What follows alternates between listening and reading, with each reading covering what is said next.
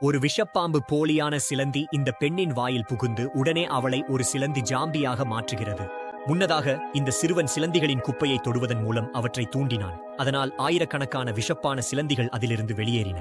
ஒரு நீல சிலந்தி அந்த சிறுவனின் வாயில் புகுந்தது. மற்றவை எல்லோரையும் தாக்கத் தொடங்கின. சிலந்திகள் ஒரு சிறுவனை துரத்துகின்றன. அவன் தனது உயிரை காப்பாற்ற காடில் ஓடிக்கொண்டு செல்கிறான். அவன் தரையில் விழுந்தாலும் விரைவாக எழுந்து தொடர்ந்து ஓடுகிறான். ஒரு கைவிடப்பட்ட காரை கண்டுபிடித்து அவன் அதற்குள் செல்கிறான். சிலந்தி ஜன்னலின் மேல் பாக்ரோல் செய்கிறது. அவன் அதை மூடுகிறான். ஆனால் அது மேல் வழியாக உள்ளே புகுந்து அந்த சிறுவனை காரிலிருந்து வெளியேற்றுகிறது. சிறுவன் சிலந்தியை கவனத்தை திருப்ப முயற்சித்தாலும் சிலந்தி தொடர்ந்து அவனை துரத்திக் கொண்டே இருக்கிறது.